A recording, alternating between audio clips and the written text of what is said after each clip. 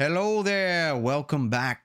Today we have an awesome guest. His name is Emmanuel Babadostov. Here he is, Emmanuel, highly decorated member of the cybersecurity community, leader, presenter, trainer, scrum master, BISO, ton of certifications, as you can see here. His background goes back all the way to the FBL, SysTest Labs, Bureau of Land Management, also the Bureau of Ocean Energy Management. I asked him about that. I didn't know what that was, but we find out. And then he was a red team penetration tester and a security consultant. Spent many years at Kaiser Permanente, a major hospital system and healthcare provider. And then he was the head of BISO at Zoll. And he is the BISO at Blackbaud. We have an awesome conversation because I've never interviewed a BISO before. And this role is somewhat new. Within the last 4 or 5 years, it's emerging on the market and it's a trend that's growing. We'll see more. Maybe even CISOs will want to switch to a BISO role. And we talk about that among many other things. Let's dive in. Here we go.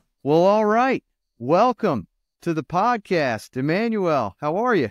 I'm doing well. Thank you for having me. I'm excited. Absolutely. I was excited to have you. I know it's your first podcast. I'm honored that you would choose the Imperial Security Bureau podcast. Got connected on LinkedIn and I've followed you. You got articles and you put out some content. Do you want to take a minute and tell us a little bit about your background? Sure, absolutely. I started like a lot of security people in the industry that have been around for a while. There was no security space and I started with a help desk job, just like I think everybody should, right? It's the appreciation of the customer. And from there, went on to become more technical, administrative work, Active Directory, servers, operating systems. It kind of builds from there.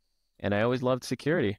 And so, my resume sort of took that natural path into the security space because in the back of my mind, I was always, as you're building things, especially when you're junior in the security space, you always have this, well, how could somebody break this thing I'm building? And eventually I got into pen testing, which is really at the time, it was just the Wild West of breaking stuff. Just break in whatever way you can. And nowadays, I really enjoy still building stuff, but this time, having appreciated the breaking, right, I want to leave more of a legacy. And I think that's how people sort of drift into blue teams, is they're tired of constantly destroying things and walking away. Now they want to maybe put the pieces back together and say, how do we build it better? So that's, in 5 seconds, an explanation of how I got it to where I am today. Very cool. Yeah, I've heard the same, like the red teamers, just the hacking everything, trying to break stuff. And it takes a more mature, more organized type of personality to succeed in the blue team role. So there's got to be this mutual respect between the blue teamers and the red teamers. And then you got the purple teamers. I wonder what they'll come up with next. There's plenty of colors, right? They can do more for sure. You always laugh at all the acronyms that come out of the cybersecurity industry. There seems to be new ones all the time, especially TLAs, naming different tools and stuff. Yeah. The 3-letter acronyms, right? I was actually talking to a friend of mine at work and he said, I know a lot of acronyms, but sometimes you forget that companies have their own. And so you come in thinking you know one thing and they use it in a different way. So it's a fun industry to be in. Absolutely. Well, what's happening in cyber, in your opinion? What's got everybody's attention lately? I mean, if you're not paying attention to AI, right, then you're definitely missing the boat there. I think the security aspect of AI in itself is really interesting. But beyond that, it's just the fact that we were all so overworked with how much data was coming at us. And then AI is just naturally aligned to ingest it all and actually produce some coherent thought. So that's definitely one thing. And then the other thing I'm noticing more and more is this disconnect between how many people are looking for work. We're just cranking out new graduates. And there's a general feeling that the demand for skills is increasing. So all of a sudden, there's I would say a widening gap between the graduates we produce and the jobs we have available for them. You simply can't go from school to a job anymore. So those are the really two big things that I'm noticing more and more are becoming the hot button topic. Yeah, the skills gap is a real thing. It seems like it's really tough for job seekers in general, but also for the early in career folks that are looking for that first opportunity, or maybe they only have a few years under their belt and still need a little bit of training. Companies see training, and I feel like they run away as fast as they Right. can. So yeah, it's like a senior resource market only. We'll definitely dive into that. And you're a very highly decorated cybersecurity veteran with a ton of certifications, the CISSP, Certified Ethical Hacker, GDAT, GSLC, GSEC, EHFI, GMON, Security Plus. Some of these I've never even heard of, man. And you've also got a new title that's emerging in the cybersecurity industry, the BISO. We've had CISOs for a long time, but now we're starting to see the emergence of the BISO role, Business Information Security Office. Can you explain that to us? What is it and how did it arrive on the scene? Yeah, absolutely. So the idea, of course, is that there's a separation to some extent that naturally occurs between the people that try and protect the organization and the people that use the organization's resources to create business and generate revenue. And for a long time, the two teams just didn't play together, right? They looked at the IT department as just an enabler of whatever it is they did and more of a hassle. They just wanted to do their job. And it worked when the world was simple. These days, however, it's becoming more and more apparent that the business side, the people side, is just as important to security and the success of the company as the engineers and red teamers and CISOs organization. And so all of a sudden, all of these people have to cooperate. They have to not only work together, they need to understand each other. So where the BISO comes in is their job is to help the cybersecurity initiatives succeed by working, whether it be holding the hand of our product makers and walking them through the process, maybe explaining the why, where these priorities come from, maybe being the person who listens to their feedback and really understands why a cybersecurity initiative is not even compatible with the way the business runs, and then taking it back to the cyber organization and saying, we need to realign how we're doing things. None of that communication was happening before. And that effective communication, I call the BISO the conduit of communication between those two teams. Their job is to not decide what the CISO wants, but communicate it effectively and listen to the business and understand how compatible they are with those decisions and how to go about doing it, and then take back that feedback to the cyber organization. So it's that conduit of information. That's where the BISO comes in, right? They enable the success. Very cool. Yeah, it's like an advocate or an emissary. What is it called? What do we have at other countries? They sit in the embassy. Ambassadors? Yeah, you are a cybersecurity ambassador for the company. That's right. Yeah, I mean, spreading the whole importance of cybersecurity awareness. I mean, it's very important. So why do you think the role was born out of? I feel like that type of role has been filled by the folks in the GRC side of the business and the governance, risk, and compliance. I think it's fallen on their shoulders to fill this role, but now companies seem to be creating this as like a totally separate role outside of GRC. Or would you say it's part of the GRC department? You know, in many ways, it is part of the GRC department. And I think really a BISO, another avenue that they go about doing their job is creating relationships, right? If you're an effective BISO, you would have a relationship within the GRC team to understand risk. The BISOs are absolutely the mavens of risk, right? They understand how decisions affect risk. They understand how to address it and then how to remediate a lot of the findings that the GRC team curates. But they can be part of really any team as long as they have all of those connections in all directions. You're right. There was a time when you could say that the GRC team and that function, which I did perform at one point, that was the best team for the job. But I would say that the GRC, just like the red team, here's the reality of it, right? They put the cards on the table and then they step away and they say, now it's on you to resolve these findings. Reduce the risk that we're showing you. The BISO doesn't walk away. Their job is to say, if you have any questions, let's talk about it. And then how can I make sure you succeed? I don't leave till you're done. So that's a bit of a difference there. Got it. Yeah, so soft skills are key, presentation skills are key, maybe presenting data in some type of tool like Power BI or something like that. And I know you lead a team of 5, I believe you said. So, and everyone has the same title of BISO, and I guess you are the head of that department or the lead BSO, and you guys just kind of divide and conquer all the departments in the company? How do you divide up the responsibilities? Yeah, you let the company essentially dictate that. So what would happen is you would have several people performing the same role, and then based on how the company is structured, you would allocate the work. So generally companies would have product offerings, product families, right? Maybe you would divide based on regions, and you could say this BSO's job is to do the Americas, this one is Europe and Asia. So you mirror the structure of the company so that you have subject matter experts that match what everybody else understands the company structure to be. That way, it's very easy to say, I work for Team X or Project X.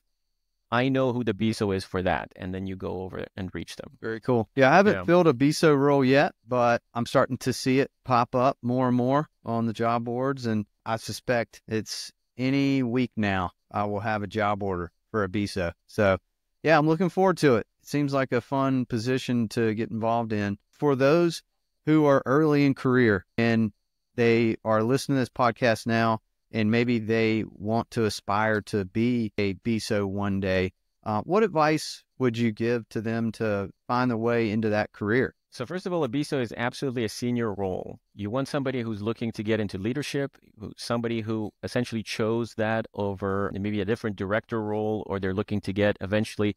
The next step after a BSO is probably a CISO as a natural career progression. So it's pretty senior level role in the technology and security space. That being said, how do you get into it, right? What's the first steps? I would say that when you come out of school, and these days, even schooling is considered optional, right? Whatever position you're in at the moment, start working towards adding visibility to your position. That means presenting on behalf of your team, collecting metrics, and trying to understand what story they tell. Presenting that story is so critical to give context to the numbers. It's the classic, I can give you the dashboard, but the understanding is a whole nother set of skills or discussion. So that's the kind of experience that you would be collecting. And then as you keep doing that, you will start getting more mature senior roles where your main function is to understand those kind of problems. There's a number of ways, of course, you would advance your career in the security space. And I have countless advice.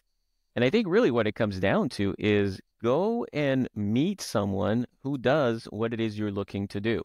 They would probably love to give advice or even to mentor someone in order to get them in the right direction. And a BSO specifically, it's a very company unique role, right? I can't just tell you, here's the 10 things you need, and then any company will hire you. It's not the same as a Cisco engineer or a Active Directory admin. But yes, definitely find a mentor. I wish companies would adopt a lot more apprenticeship programs where they would allow their employees to have the freedom to bring on an apprentice if they would like. And it could be a one-on-one or one-to-two.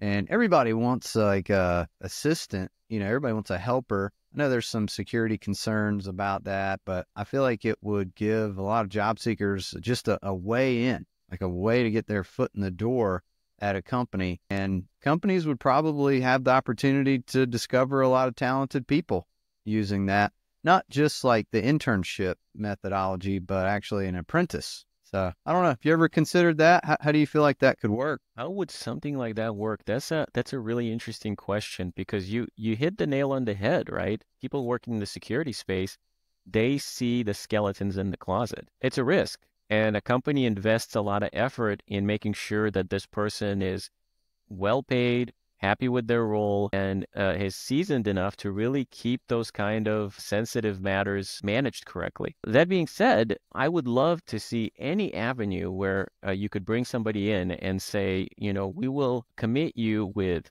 non-disclosure agreements, right? There's legal means of allowing people access to this information. And I think new people to the field would gladly agree to a time commitment, a confidentiality agreement, right? Reasonable asks from someone who's not proven themselves in the industry to then be given not the keys to the kingdom, but at least a chance to see the kingdom. And yeah, just follow me around, maybe boring, but you'll get to experience it firsthand. You'll get to understand what it is you're getting into early on. You don't have to spend years building up to something you've never seen. Absolutely. Well, changing the subject a little bit here, folks may visit your LinkedIn profile after this conversation. I Sure. noticed something in your background I've never heard of before, never seen it before. It's the Bureau of Ocean Energy Management. What is that? Right. Yeah. So of course, our federal government has many different parts to it.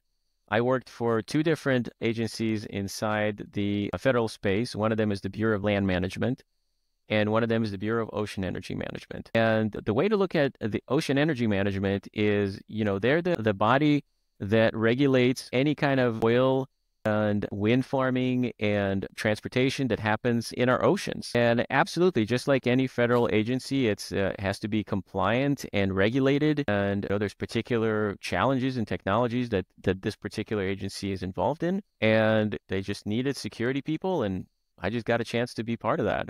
It was the first time for me as well when I first joined, but it's not small, right? Yeah. And we can cut this out if you're not allowed to chat about it. But I was curious if you ever witnessed like any kind of strange things dealing with UFOs coming out of the ocean. So one thing that people don't realize is that you don't necessarily have that level. At the time, I wasn't a BSO. I wasn't necessarily privy to any government files. I really just managed their security solutions at the time.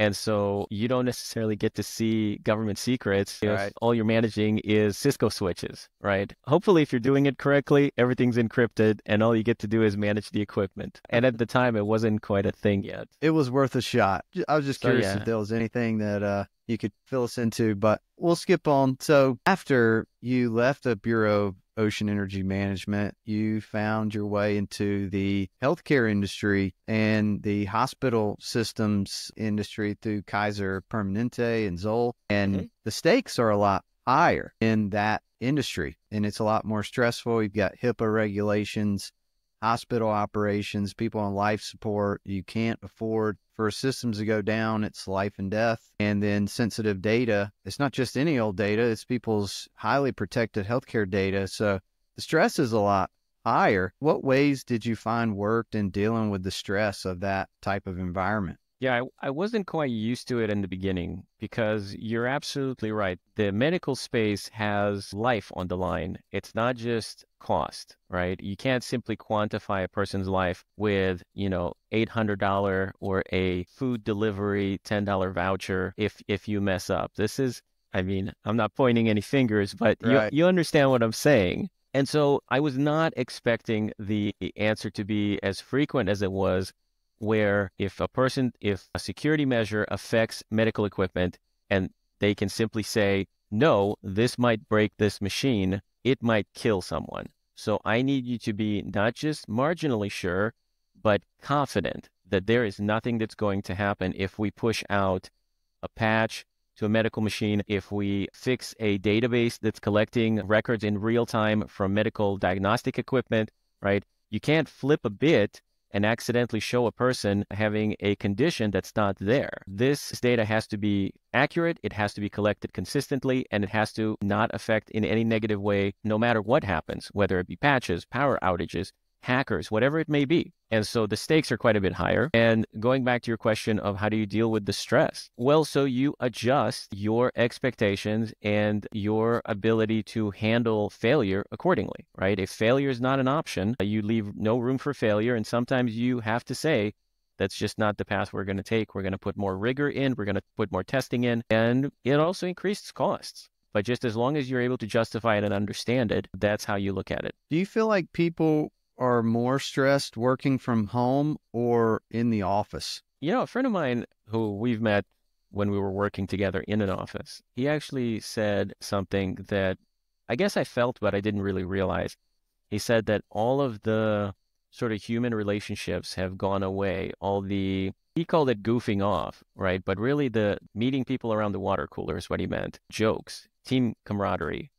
All of those things, I think, are so important to create this harmony with your company, with your coworkers, and relieve some of the steam and pressure. And you're right, it does feel like things are more stressed now. So what companies are doing is they're saying, well, you have a flexible day, maybe take more time off, go walk your dog. And companies are trying to address it. I don't really have the answer, but I definitely can tell that there is more stress among the people that I've spoken to. Yeah. We were chatting about it before in our call, and I had never heard anybody even bring up that point. But when I thought about it, yeah, you're right. There's a lot of stuff that we're missing from trying to live our whole life in this digital world instead of face to face, together. So yeah, that we should all just try to kind of get back to how it was pre-COVID and spend more time around each other, even if it's not work related, even if it's your friends and other families in your neighborhood, right? Find a way to get together at meetups and networking events, and it's all good for your mental health, I think. So I try to do as much as I can, but yeah, I think I depend a lot on my digital life, and I should kind of lean more into real life. It's the Diet Coke version, right? It's the diet sugar as opposed to real sugar. It almost feels the same, but your body knows.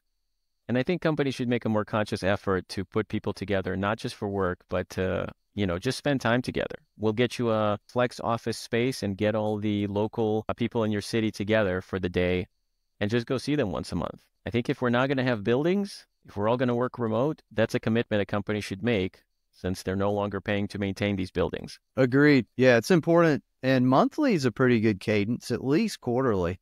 Yeah. I'd say at a minimum quarterly, but monthly would be great. And for folks that are working on site, a lot of companies are calling their employees back. It's a return to office 5 days a week. Take Amazon, for example. And I don't know anybody who really, truly wants to work on site 5 days a week. Like, that's a lot. I feel like we got to, I think 2 days is a really good happy medium, maybe 3. But I think everybody would like to have like 2 flex days, just to be able to take care of random things that pop up in your life. You know what I mean? So yeah, maybe we're going to kind of, that pendulum will swing. It was 100% remote. Now companies are trying to go 5 days a week on site, and maybe we'll wind up somewhere in the middle as a settling agreement that we all have. So I don't know. We'll see. Do you work remotely? I do. Yeah, I work remotely. Okay. I've been doing it for quite a while. And, since you mentioned Amazon, I wanted to comment that there is a lot of talk about the fact that there is also an underlying reason why they're doing it. And you occasionally just want to shake the tree and knock off all the loose leaves, right? And so I think that you shake things up like that to see which employees would leave just because you want to refresh the people you work with. I'm not sure if that's what he's thinking in the back of his mind, but it's an opportunity with many different layers to it. I don't think he's simply doing it because somebody told him that everybody was productive in the office. And I think the numbers support that either. I don't think we were more productive in the office on paper. I think there's probably more to it than just, I want to see more like the old days approach. I'm fully convinced they're using that as a alternative path to doing layoffs. They know people are going to leave or start looking and maybe leave voluntarily. And they're going to see how many people will voluntarily leave before they actually do the real layoff early next year. Maybe they're kind of wait and see how things go with the economy after we've got a new president and all this uncertainty goes away. Maybe they're in a wait and see mode, or maybe they're just going to do this first before the big layoff they know they're going to do because of AI, right? And AI is, everybody's afraid of that, especially recruiters. I don't know how it's going to impact the automated incident response for security departments and how that might take security jobs away. I was thinking maybe there's going to be a need for even more people in cybersecurity to protect companies from all the automated bots and watch what the bots are doing and the robots as well. But let's chat about AI. Are you using AI in your job and then in your personal life? And what tools do you like the best? So AI is a big part of my company's sort of mission for the future. I think the potential there for customer service and large scale sort of interactions that seem human and have that, really human touch, there's a lot of potential there. However, on a, behind the scenes approach to AI where this is how we would do our work, there's a lot of risks there. And I think my company and a lot of companies are very apprehensive about it. And for good reason, right? AI is trained on, like large language models are trained on public resources. Those are not necessarily vetted. So simply importing an algorithm into your environment and starting to ask it things like helping you develop code, test things, you have to make sure that it's built correctly, that it's not stealing your intellectual property, that it's not introducing problems. And I don't think we're quite there yet to just jump into that water and expect a good product. But personally, I absolutely love the assistants. ChatGPT is a huge one. If you have kids, you are absolutely should be using these kind of tools because they are to understand what means they use to both cheat at school and really to research topics, to explore life through this means. It's so critical as a parent. And so, yeah, I'm a big fan of the different online assistants. If you look at my articles that I write, all my graphics are, of course, made with AI generators and DALL-E and such. A lot of people are doing that. I'm really interested at how it creates content and all the different indicators that it's fake, the different indicators that it's real. Because believe it or not, we have an election year, and sure enough, people are putting AI-driven false news.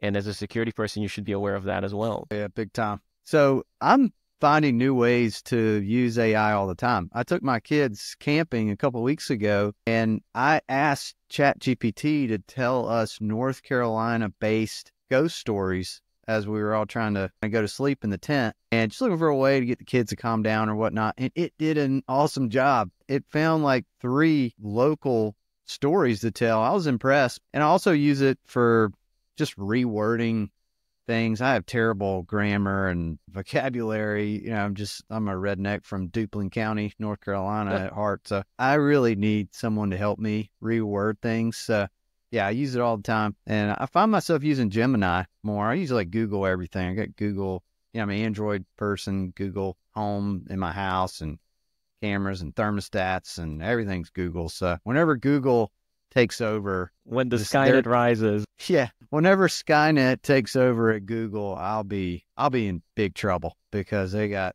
everything in my house. I have to turn my power off completely. You don't think it'll be the other way around where the big robots come sniffing your house and it'll be like, oh, he's one of us, right? And they just keep walking to the next house and they look for the Amazons, right? They destroy the Amazon houses. Never occurred to me. Yeah. I had a guest on and it was so funny what he said. I was like, what are we going to do when AI, takes over? And he's like, well, when the revolution happens and the humans revolt, all I got to say, if the AI is listening right now, you can come to me. I will be a snitch. I will tell you where the humans are. Nice. If you are listening right now, I'm on your team. Don't kill me. I started laughing. That might come true one day. We'll see. Yeah, AI in cybersecurity, that's got to be tough because the hackers are getting really creative.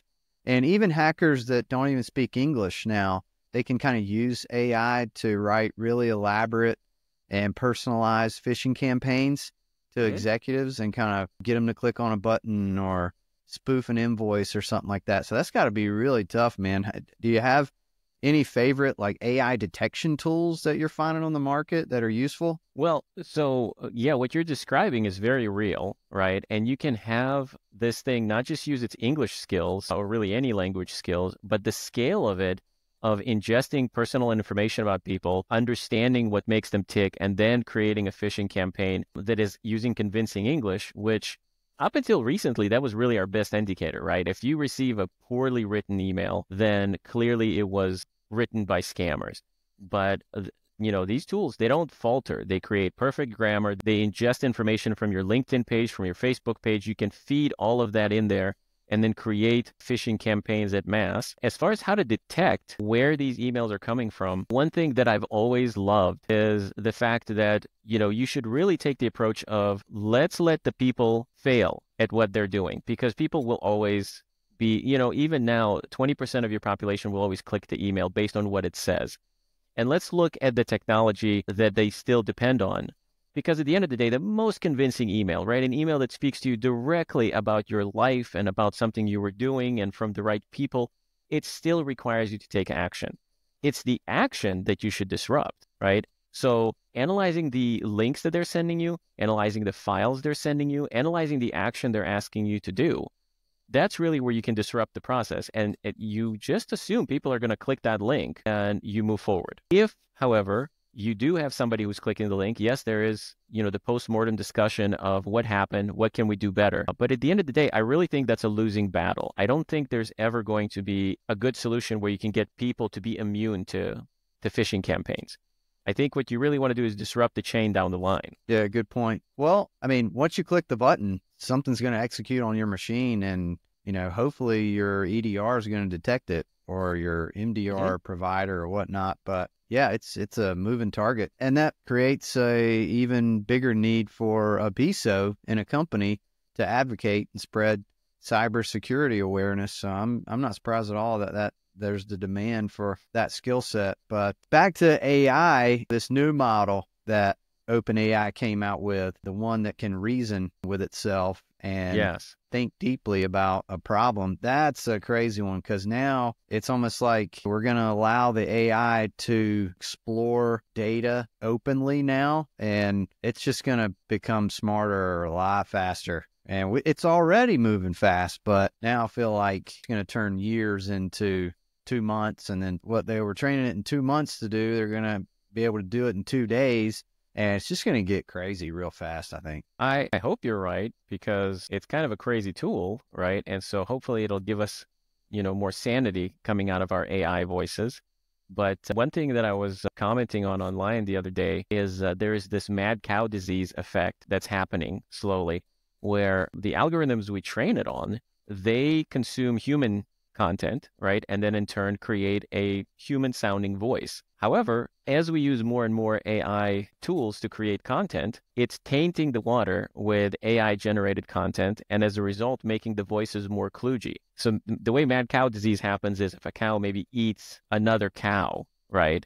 And so what you don't want is AI ingesting more AI automated content and creating its own learning from it, creating its own algorithm. The more of that we create, and the more of that is public, the more the new algorithms are going to be producing crazy outputs. So that, I'm curious where that's going to go. I don't think anybody's labeling the material correctly. I don't think anybody's keeping it clean. I think they're just scrubbing the internet. We've seen, for example, as graphics get created, occasionally they create them with the watermarks that say do not reproduce, because they've consumed graphics that specifically are not for reuse, and they simulate them, right? And the thing doesn't know what it's doing, but as we look at the pictures, we can tell this was definitely consuming things it shouldn't have. Scary stuff, man. What are we going to do when AI takes all the jobs? What are we going to do, Emmanuel? Hopefully it creates new jobs, right? When the mechanical arms started building the cars, we started fixing the mechanical arms. So you're right. But, it's kind of like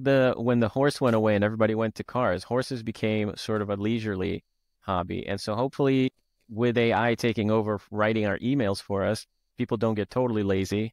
I always love the WALL-E image, right, where they're just riding around on their scooters and consuming food and being told what to buy. Hopefully we don't go there, but instead we just enjoy the English language. We enjoy speaking and writing, and we just do it. We practice it like the samurai for the joy of doing it. Hopefully, right? I wish I could tell you. Right. If I could read the future, I'd buy Bitcoin 5 years ago. I know, right? Yeah, me too.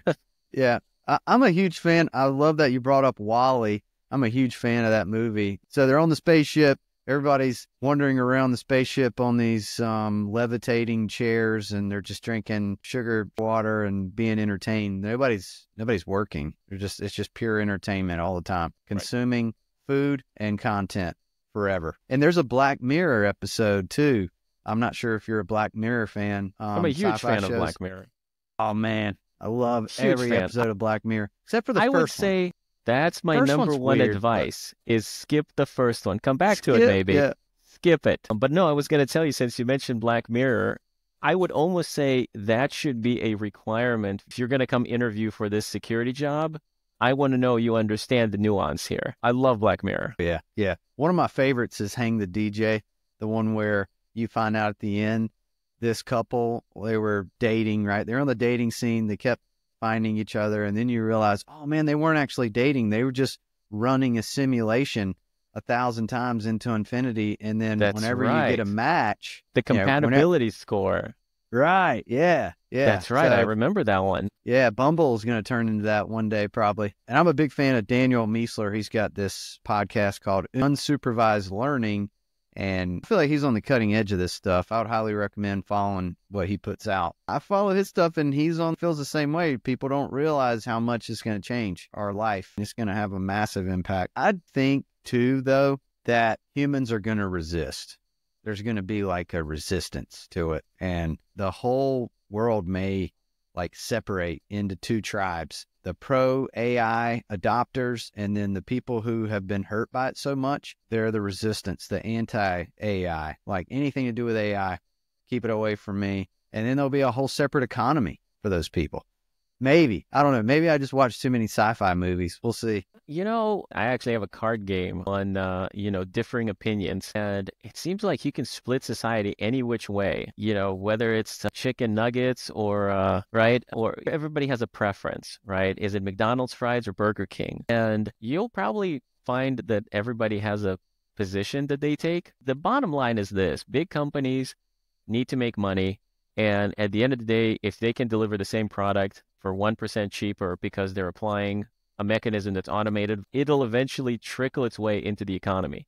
But what I really want to make sure is that we're not watering down the quality of our products.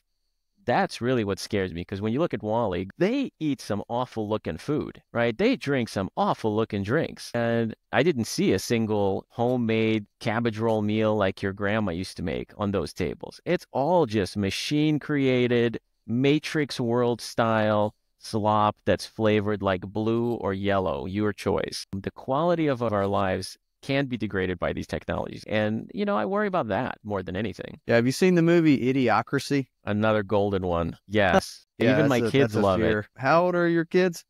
They're teenagers now. And, okay. They're beginning to explore the world. And we live in suburbia and kind of in a bubble. But I'm trying to get them out of it as much as I can, because I'm really worried about that idiocracy effect. They just try and blend in and just do what everybody else does and set their bar so low. And, it comes with travel, it comes with education. But yeah, we've watched Idiocracy and I can't help myself. I keep pausing it and saying, do you understand what they're talking? Do you understand what's going on? So eventually they have to take the remote away from me. Just let us watch it, Dad. Yeah, that's funny. Are you encouraging your kids in any kind of career path? Or I know it's not good to try to force them into anything, but are you encouraging any ideas for them? Yeah, so what I do, and I think this is a good thing for most parents to consider, is I encourage passion. And so just the ability to have a passion, follow it, learn a skill. If you don't want to stick with it, that's fine. But you have to be doing something all the time. And as far as a particular career path, I look at the bottom dollar. A lot of times what will happen is parents, maybe students would be a better way to look at it. Students are misguided into a direction, and then they come out of school and they have debt and they have no jobs. And so I also remind my kids that at the end of the day, when you have a job, it's there to provide for you. So whatever career path you choose, let's take a realistic approach and see what kind of effort it takes. What's the cost-benefit analysis, what the pay is, and how many jobs exist. I'll give you an example. A friend of mine, she had gone to school for merchandising, and she came out of school, she had a degree, and she couldn't get a job. Well, nobody sat her down and said, this is what the market is. It pays great. Don't get me wrong. The job pays great, but there's only 5 jobs in the U.S. that do specifically what you studied for. It's kind of an extreme version of what happened. And nobody sat her down and showed her that. So I always make sure with my kids, and really anybody who asks me, right, let's look at what this is worth to you. Yes, it might pay great, but there's no jobs available, right? Nobody's hiring. There's only one VP of whatever at IBM, right? And if that's the job you're hoping for, well, you better hope that that becomes available, because nobody else is that. So I try and encourage passion, but also realistic expectations about jobs. Yeah, I feel like I'm going to try to get my boys to become electricians or plumbers and start their own business. And I feel like those services are only going to become more and more in demand and lucrative. And then eventually, as the robots get more capable, right, they can run a trades business like that, and maybe a portion of their staff can be robotics. Hopefully not all, but I feel like that's going to take a long time, right? Those jobs are much safer, I feel like, than computer workers. But I'm also on the fence about it, because I used to tell everyone to get into software engineering, learn Python, learn React, learn how to write code. Now it seems like there's two opinions to where, hey, it's just going to be like a tool that enables us to write code faster. And it's going to be like if you're on a framing crew building houses, it's going to be like giving somebody a nail gun and a compressor, right? Right. You're going to be able to work much faster, or you're not even going to need that at all, right? That's the other opinion, is just going to replace it entirely with a machine. So yeah, I don't know which way it's going to go. I hope that it's just going to be a tool and not a replacer, but I don't know. I feel like I talk way too much about the fear mongering of AI just because I've seen too many sci-fi movies, I feel like. Well, I agree with you about the trades. The one thing that trades have that's a guarantee that most industries don't have is that it's local. You can't outsource being a plumber. No, it doesn't matter how cheap or how great Indian plumbers are in India, they can't get here, right? And so that's a guaranteed market for trades. And you're right, as much of an improvement as we can bring, they would benefit from it here. I don't see those skills going away. I mean, as long as we produce people, they're going to need those skills around. I just hope that they get paid fairly, again, that you can support yourself. And if that's the case, then we should absolutely go in that direction. We'll see. I know you're a dad. Your kids are, teenagers. Do they still laugh at dad jokes? Do you have any good ones? My God, the eye rolling, the exhaustion, they fall asleep practically if I tell a dad joke. We have a few ones, at home here that we tell. I don't know. At this point, they're teenagers, so they're not appropriate. But I could tell you that, yes, as a dad, you absolutely should suffer your way through telling them all the jokes that make them as exhausted and tired and embarrassed as they get, because then they become sort of the family jewels, right? These are the moments you remember. Absolutely. Yeah, there's one that I like to tell. Hey, did you hear about the kidnapping that happened at the daycare down the street? I mean, eventually he woke up. It was like 3 o'clock in the afternoon, but he was napping hard. That's terrible. It's so That's good. terrible. It's so good. You're gonna use it, I promise. Well, I'm gonna have to use it. Yes. These days, I'm also trying to learn card magic and whatever else to keep my kids entertained, and it's all terrible, right? They hate all of it. But you know what it does? You play video games? I do play video games poorly, but I do. I hate controllers. I think I'm too old. I need a keyboard and mouse, and not a lot of those games are compatible where you can play against the controller. So if you have an Xbox and your kids give you the controller, you tell them about the good old days, but you can't move the character to the left. So it's awful. Are they into Fortnite? No. Thankfully, we managed to skip that whole thing. You're lucky.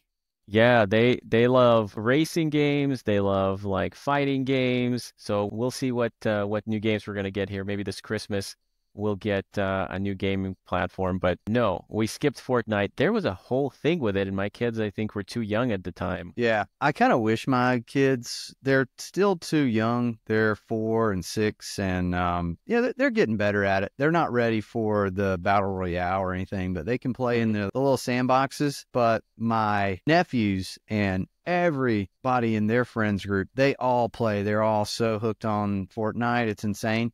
And I even like Fortnite. I mean, it's fun.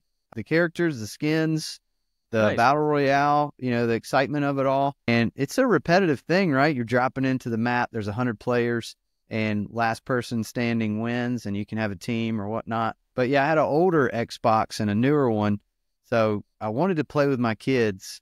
So I set the older one up in the living room upstairs. I got the nice one in the basement that I would play on, but yeah, I registered for them their own account, and so that I can play with them on rainy days. We save that for a rainy day, right? Otherwise, I'm trying to get them outside. But if it's raining outside on a Saturday, there's nothing else. Like, oh, okay, perfect day. Let's play. Let's get in the video game world and play together. Does it work? Do they like it? Oh, they love it. Yeah, they love it. But I've got 3 kids, and there's one Xbox and me, so we got to set a 10-minute timer, and they have to rotate. I guess they all need their own individual Xbox. Well, if ever there was a reason. Yeah, then they get into double digits and they develop their own hobbies and likes, and then you just get to watch them sort of right around maybe 11 or 12. They just spring forward and they just run off on their own. But I grew up on first-person shooters, and I loved Unreal Tournament and Quake before that, and I absolutely enjoyed it.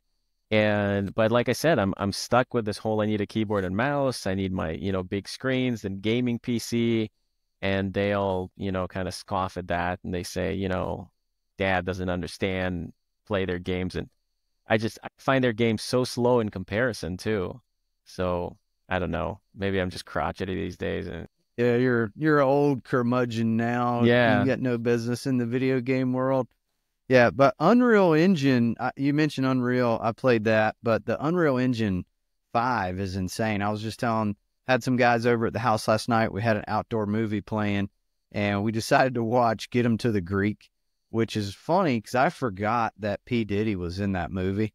He has a big part in that movie, and the whole thing's hilarious. But, the character that he plays, watching him play that character and then seeing the shit that he's in right now, wow, yeah. That was him in real life. So yeah, I was gonna say, he wasn't acting, was he? no, not at all. Yeah, that's him. But I don't want to spend any time talking about that situation. But do you want to chat about like recruiting at all? Ask a recruiter anything, or chat about hiring? What kind of questions would you have? Well, so I looked for work just like many people, and I also have friends right now that are looking for work. People getting laid off. And, we all have this sort of, I'm not going to call it resentment, but concern that recruiters these days are not doing their job, right? I'm looking at jobs that are posted on LinkedIn, and there's hundreds of applicants is what it's showing. And a lot of times we'll apply to jobs and never get a response. So real quick, just tell me, first of all, so here's a simple question. Should I even bother applying anywhere but LinkedIn? Do I go to Indeed or Monster or any of these other sites? Do you think even a viable means yet to get a job? Absolutely. You still have to apply. And I would actually recommend using all these sources to find what jobs exist, but then always applying on the actual company website, not on LinkedIn. Not anywhere else, not on Indeed, ZipRecruiter, CareerBuilder, any of those. Go to the company website. Number one, you want to see if it really exists still on the website. And sometimes there's jobs that have been made inactive on LinkedIn. It'll say like no longer accepting applications, but that just means they exchanged that job for another premium job spot, or they just paused it temporarily, but it's still actually open. Always apply on the company's website. And that way, you don't have to deal with any third-party parsing technologies or anything like that. You get the source of truth and the direct path into their internal system, whatever it is. Right. But then you also want to follow up your application with some LinkedIn work. You got some follow-up work to do. Don't just submit the application and then sit tight and with your fingers crossed. You have to do some active networking and self-promotion. And some of the recommendations I typically give to folks is, try to connect with the people on LinkedIn who you feel like is involved in the hiring process just based on their job title, maybe some people in talent acquisition, and a good mix. But once they accept your request to connect, then you can send them a message, and I would use the audio message or send a little video message, and you can use that as an opportunity to send them a little micro interview and deliver your elevator pitch. I've never heard anybody say that before, because I've messaged them before, the text message, and a lot of times they'll get ignored. Big time. Yeah, because there's so many. Yeah. So how are you going to stand out now? It's through either an audio or a video message. Yeah, go to hrapproved.com to book time now for career coaching and resume reviews. That's a business really I started recently. Yeah, that's like a little side business I have outside actually recruiting. And so, yeah, I'm telling people this all day, every day. What other questions do you have?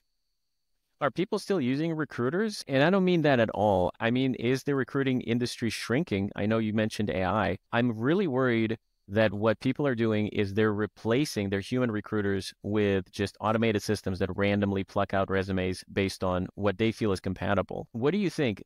Is the recruiting industry getting negatively impacted by automated tools? It is, but the automated tools are only there because you basically have to have some type of filtering help due to the volume of applicants. Because, you post a job now and you get hundreds of applications, thousands. And who has time to look through all those? Yeah. And, oftentimes the person who actually has to screen through all of them, they're not a senior resource. It's like the bottom of the totem pole job, right? Look through all these. So the automation is there to try to show the talent acquisition team who are the best fits based on the role and keywords and all this other stuff, and they can have knockout questions. And you got to remember, there's dozens, maybe hundreds of different applicant tracking systems, and they all have like varying degrees of capabilities. So I'm not just going to sit here and say they all have the ability to like screen candidates. Some of them don't have that at all. You have to, it's everything still manual, but they're slowly adopting AI and resume scoring and relevancy scoring into the systems. HR departments are becoming more and more reliant on them. So if the relevancy score is not high, you're not going to get seen. And then what a lot of people don't realize is most candidates are eliminated just in the grid view. So when you apply, you're not looking at the individual resumes, you're looking at a grid view, like an Excel spreadsheet looking thing. Right. And hopefully the parsing technology has been able to find what your most recent job title is, right? So you can be eliminated based on a job title mismatch. Mm-hmm. Then they're going to pull in your most recent company. You can be eliminated just because your most recent company has nothing to do with the industry that the company you applied to is in.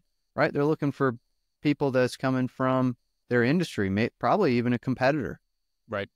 It's going to pull in your location. You can be eliminated because there's a location mismatch because they're, now going to 5 days a week on site and they're not ready to even give, any kind of entertainment to a non-local candidate yet. Maybe that's like 2 or 3 months from now. They might consider that, but not right now.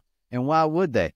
There's hundreds of applicants, Right. And so those are the three things. You'll eliminate 70% of the applicants or maybe 80 just based on the grid view. And then you actually go and look at the actual resume and see if it's got the keywords you need, the technologies you need, the experience level that you need, how many years you need this person to have. Most of the time you wind up with only, at best, 5% of the applicants are relevant people that you'd like to interview. So how do you get your score up high enough? If I had to guess, right, I know they don't use ChatGPT, but what I would do is I would say, go into ChatGPT, throw your resume in there, throw the job description in there, and ask how to tune your resume, what incompatibilities you have. That's my way of using AI to try and understand what it sees.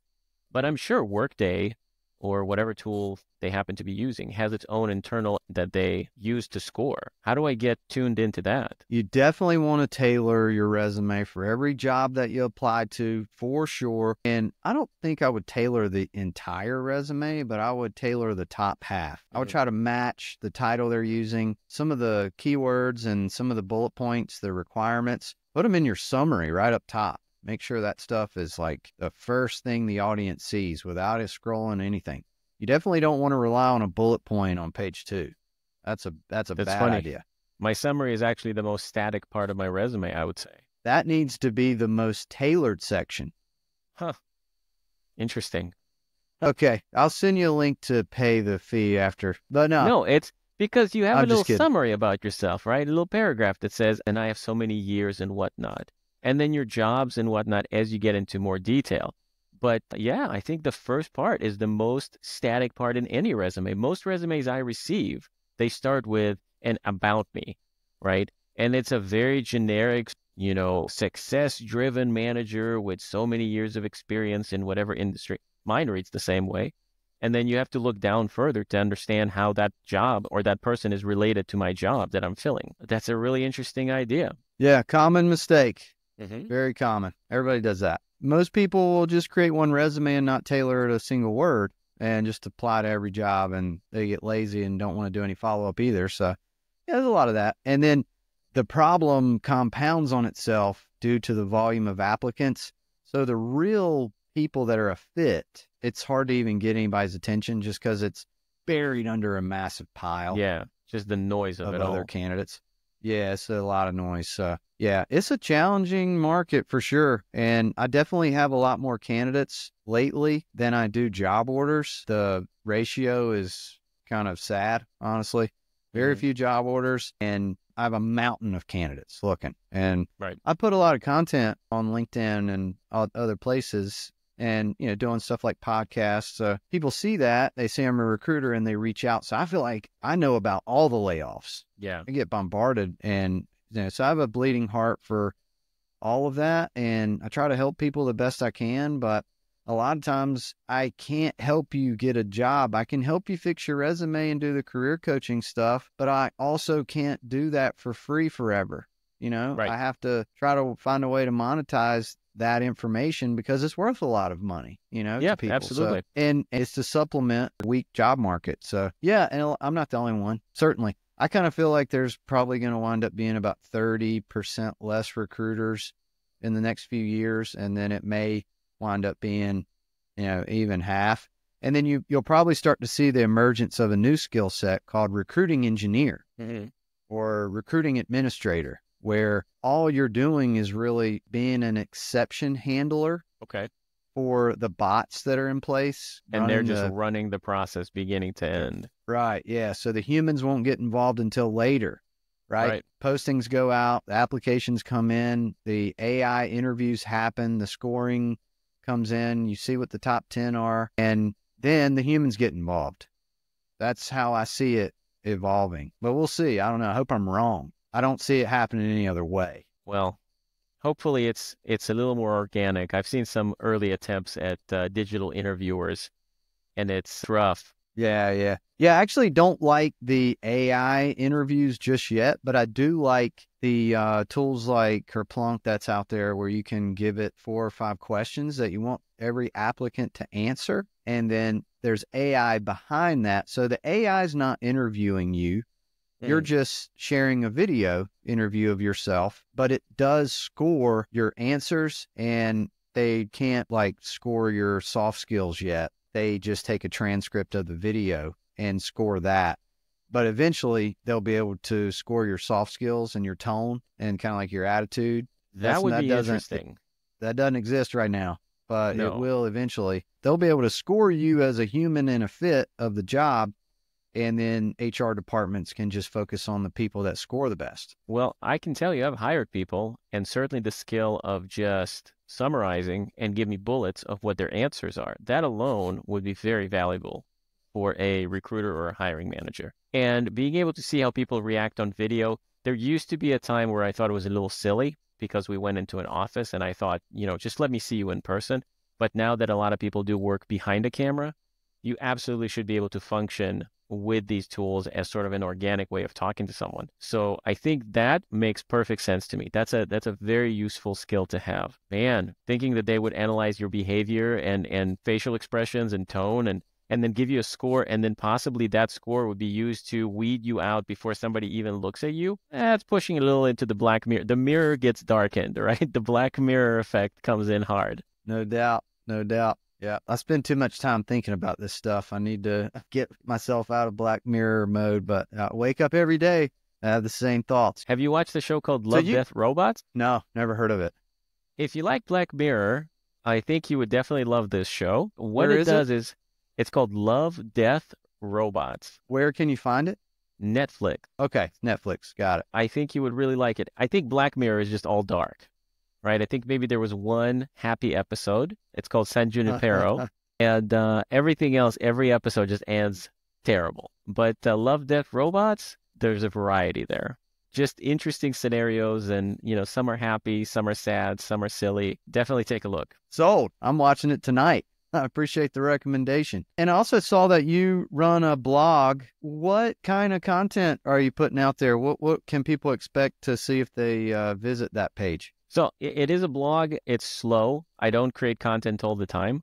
I mostly just, when I identify something interesting and get into it, then eventually I write it up just because people, you know, they talk to me about it, and I get to a point where I just have a lot to share. So when I lost my job, I started learning about what it is that is a struggle in searching for new work, right? And kind of my experiences. So I wrote a blog about that. When I started learning about artificial intelligence, a friend of mine started telling me about some of the problems that are currently existing, and piqued my interest. I learned more about it, became a micro expert, and it just kind of naturally produced a blog entry. So they don't come often, but as interesting topics happen, I write something. And right now I'm writing a story, a 2-parter about being a BISO. First one explaining what it is, kind of what we talked about here.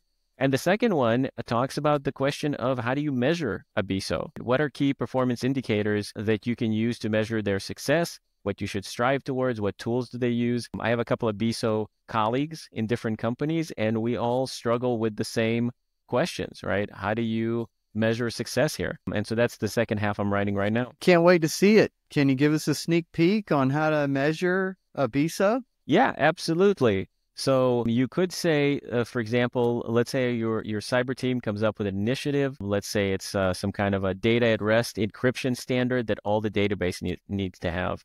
Then you take that information and you go sit with your business teams and you say, this is all your databases. We need to encrypt them. This came down directly from our CISO. And then let's say they don't get it done. Do you blame the BISO? Where does the BISO fit into that failure? And so that discussion, really, you need to focus on what was the BISO's role here.